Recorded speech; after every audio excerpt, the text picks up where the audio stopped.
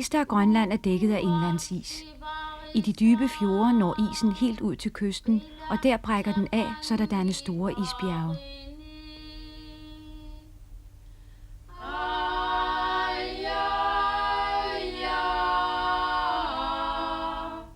I Diskobugten ligger Jakobshavn Isfjord, og fra den spreder de mægtige isbjerge sig ud i hele bugten.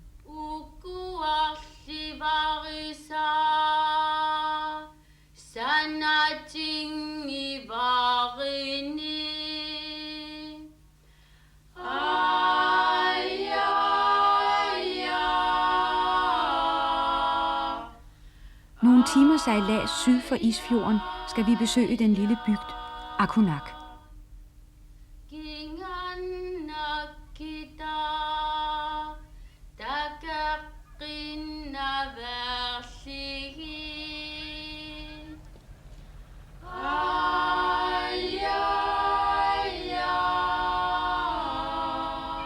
Akunak ligger godt gemt i en vig, hvor den er beskyttet af fjellene og har en naturlig havn. Ligesom i Egedsminde ligger træhusene spredt op af klippeskråningerne.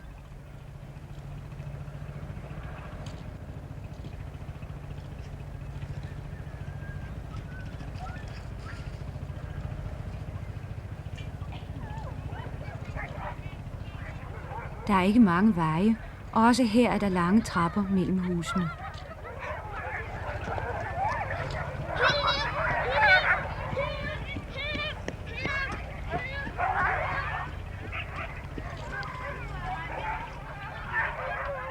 Der bor ca. 200 mennesker i Akunak, og de lever af fangst og fiskeri. Mange bygder bliver nedlagt, og beboerne flytter til de store byer, men Akunak ligger så godt for fiskeri, at den er en af de bygder, som man absolut ikke tænker på at nedlægge.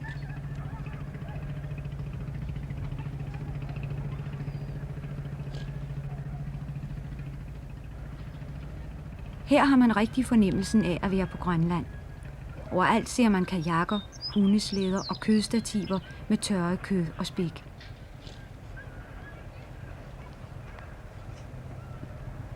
Også en del af fiskene bliver hængt til tørre, og de bliver spist af både hunde og mennesker. Stativerne er høje, for at hundene ikke skal stjæle kødet.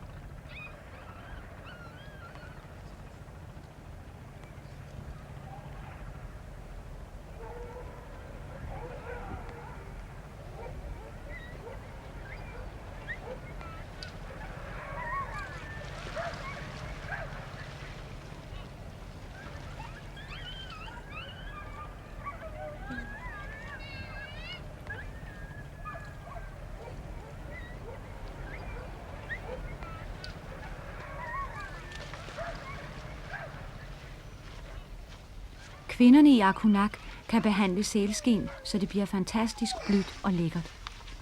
Skindet her skal bruges til et par bryllupsbukser, og så skal det være ekstra fint.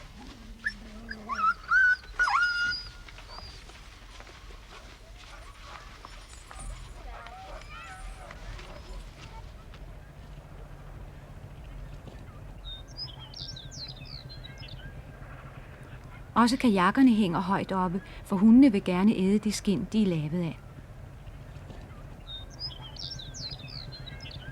Akunak har en lille kirke, men ingen præst. Af og til kommer præsten fra Egedsminde, og ellers leder den grønlandske lærer gudstjenesten.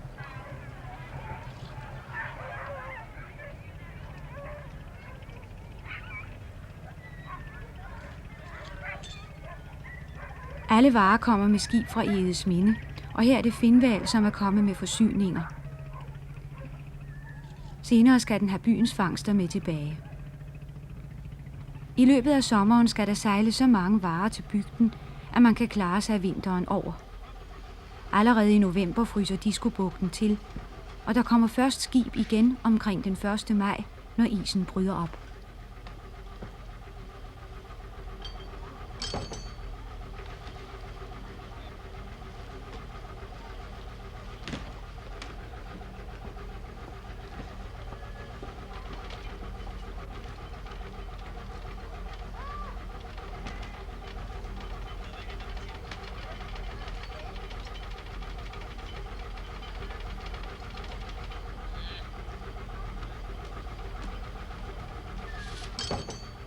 Om morgenen er der travlt ved anløbsbroen.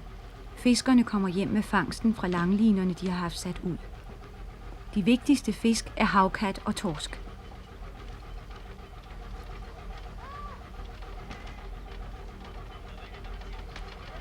I dag er der fanget havkat. Den bliver bragt op til rensepladsen, hvor andre står parat til at gøre den i stand.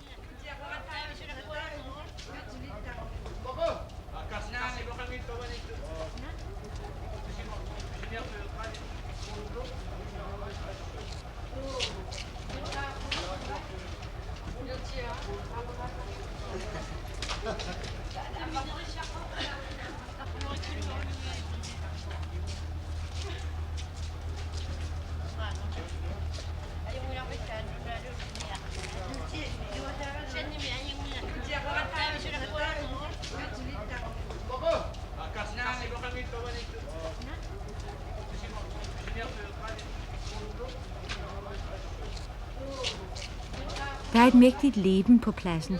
Man skulle næsten tro, at alle indbyggerne, både store og små, er mødt op for at være med.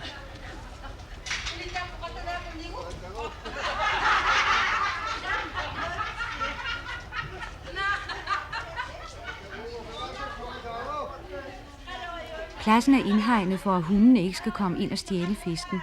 Men af og til lykkes det alligevel for en af dem at smutte indenfor.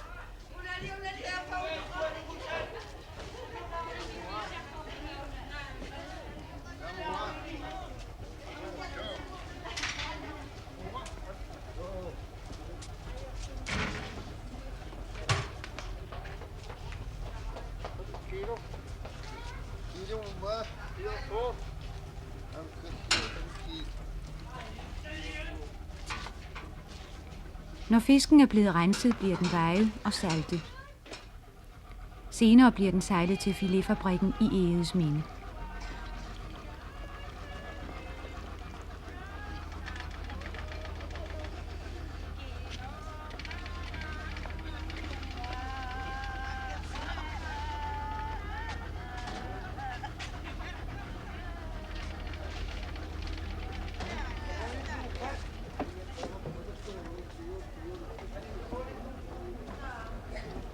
Så snart fiskerne har afleveret deres fangst, gør de langlinerne klar, så de kan sættes ud igen.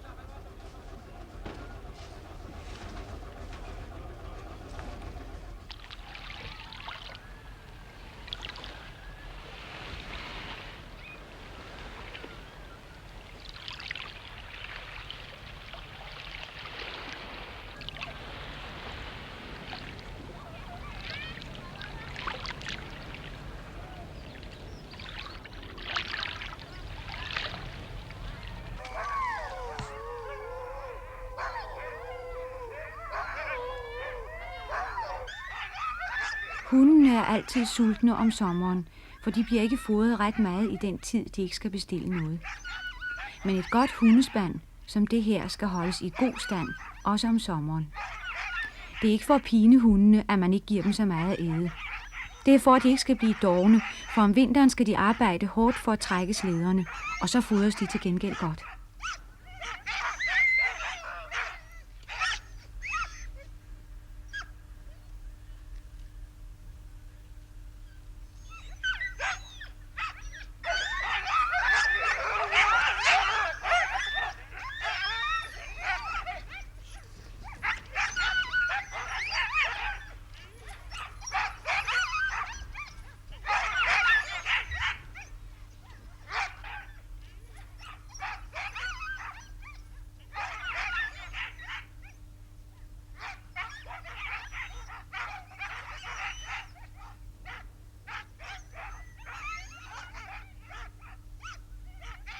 Skolegården i Arkunak er ikke indhegnet. I frikvarteret kan eleverne følge med i, hvad der sker i byen.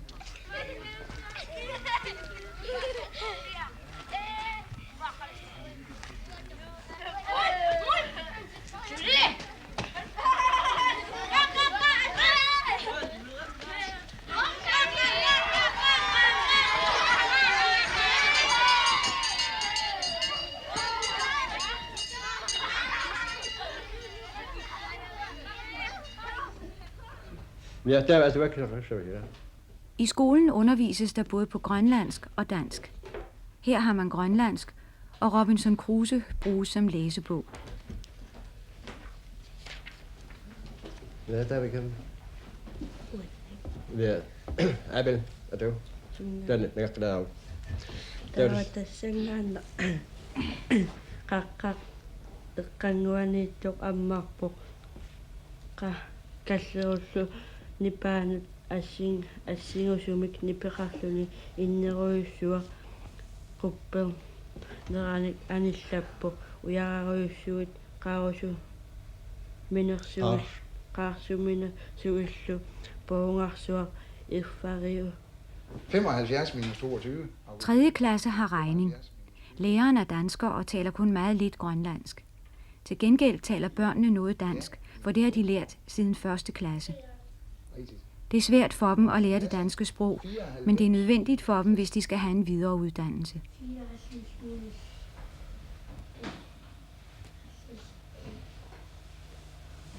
Ja, minus 2. Ja. Og Per Hansen, 86 minus 60. Ja, minus 1. Ja, og nummer C. Bolle plus firkant plus bolle plus firkant. Der var ikke mange børn i skole, da vi var på besøg, for mange af dem var sejlet ud på øerne i Diskobugten sammen med deres familie for at samle æg eller fiske angmarsat. I Akunak er fangsten vigtigere end skolen.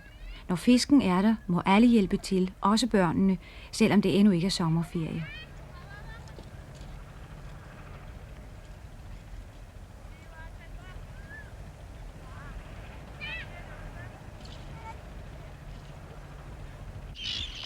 Vi forlader også Akunak og sejler ud i Diskobugten for at finde nogle af de øer, hvor familierne har slået sig ned.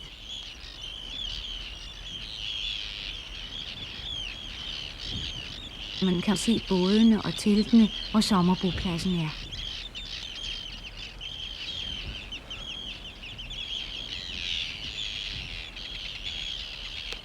Noget af det vigtigste ved sommerlejren er, at der er vand.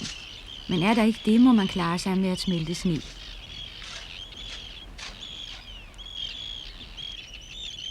Maden har man med hjemmefra, for eksempel sælspæk, og man koger den på et spritapparat.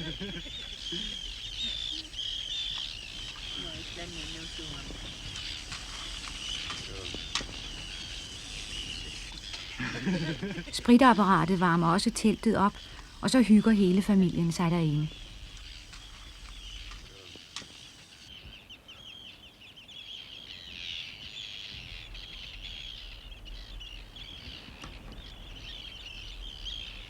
Denne sommerboplads ligger på en ø, hvor der er masser af ternereder.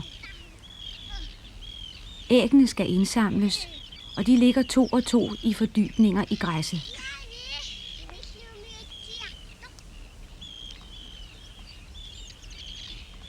De har samme farve som omgivelserne, så de kan være svære at finde.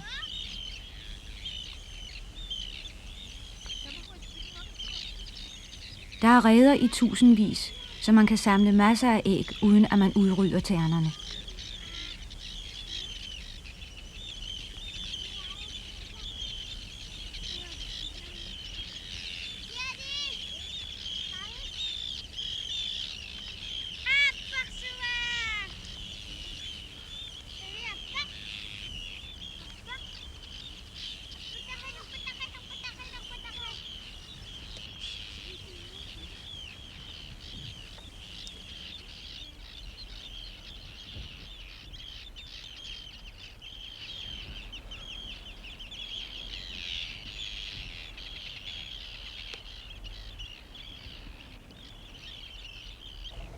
Vi besøgte en anden stor sommerboplads.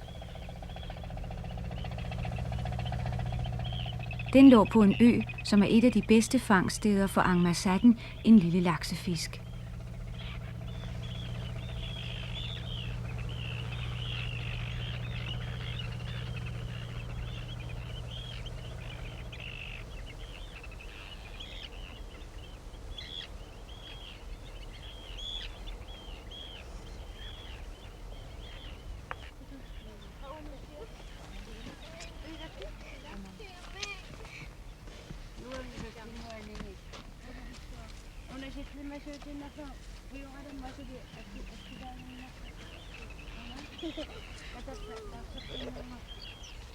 Man plejer ikke at tage hundene med til lejren, men hvis de har små hvalpe, får de lov at komme med. Livet i lejren er naturligvis præget af, at der skal fanges så meget som muligt i den korte tid, der er til det. Men der er jo også andet, der skal passes. Ellers drejer det hele sig om at fiske angmarsat. Den lille laksefisk kommer i juni måned i store stimer helt ind til land for at lægge æg. Fiskene står så tæt, at man med en ketcher bogstaveligt talt kan skovle fisken op.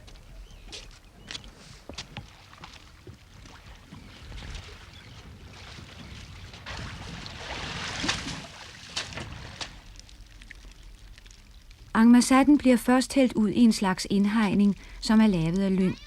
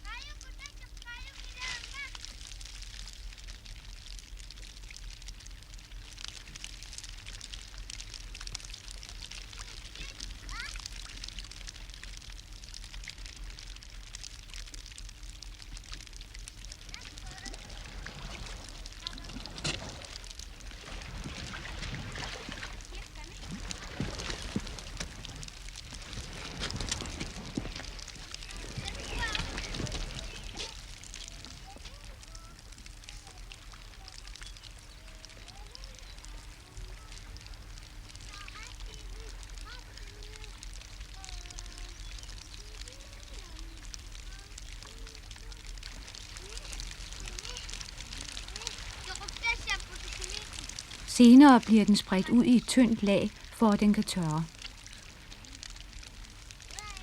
Det er først og fremmest hundene, der spiser dem, men den kan også spises af mennesker.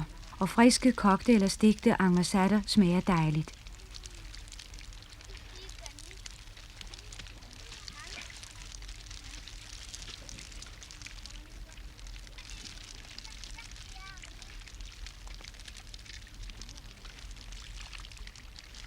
De tørrede angmarsatter bliver puttet i sække og tages med hjem til Akunak.